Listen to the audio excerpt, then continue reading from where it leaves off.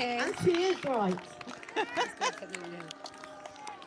Hi, my name's Liz Panton. I'm the third person up here today who stood in the general election for the Party of Women in 2024.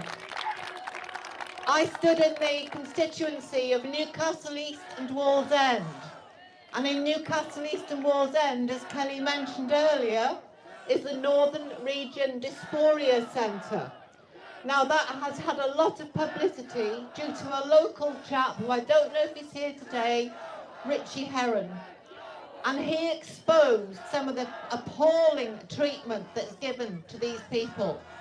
Another speaker has mentioned that these people have a mental illness and they need psychiatric help and psychological help.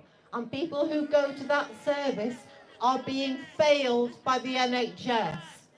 I think it's absolutely disgraceful that the NHS is paying for these services, not just the psychiatrists and the psychologists that are not doing their job right, but the endocrinologists and the surgeons. From the very first time that Richie went to that service, which is in Walker Gate, the psychiatrist said to him, "Do you want to have the operation?" The very first time that he went there. That is appalling. Every time that he went there, the psychiatrist said, "Do you want that operation?" And he said, "No, no, no, no," again and again. He was a gay man who had put up with a lot of homophobia and internalised that homophobia. And that's what he wanted help with. Every time he went, "Do you want to have the operation?" Eventually, they blackmailed him. They said, the psychiatrist said to him, "If you do not agree to that operation, which cutting off your COCK, then we will stop your psychotherapy." So he agreed to it simply because it was the only way that he could continue to get psychotherapy. And he said that as he went under the anaesthetic, he thought, "I'm not doing the right thing." When he came out of the anaesthetic, he had been horribly mutilated. He's had loads of repair operations and he'll have to continue to have those operations the rest of his life. And he said, "At 30 years old, I'm incontinent, I'm in terrible pain." Something that you don't think about is when they invert the COCK to produce the false vagina.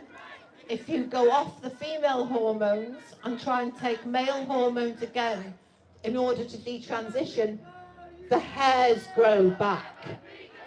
And he said the pain is appalling. These are monstrous surgeries that are being carried out, and the doctors and surgeons should be thoroughly ashamed. For the women, they are being referred, and I think we might have another Party of Women candidate here, to the Chelsea and Westminster Hospital, where they perform the most grotesque operations on women. It's bad enough they cut off their breasts, but what they do there, because these women feel they cannot be happy unless they can stand up and pee. That is the extent of the madness. They strip the flesh and the skin off their arms. They then take the flesh off their thigh and put that on the arm in order to repair the arm. They roll up the skin off the arm like a sausage roll. They take the urethra and stretch it out, and they sew that sausage onto their groin as a fake penis. And the NHS has invested money to do more and more of these operations. It is like Mengele. It is disgusting. It is appalling that the NHS is mutilating these young women who obviously require counselling and require psychological help. And I think we need to put a stop to it.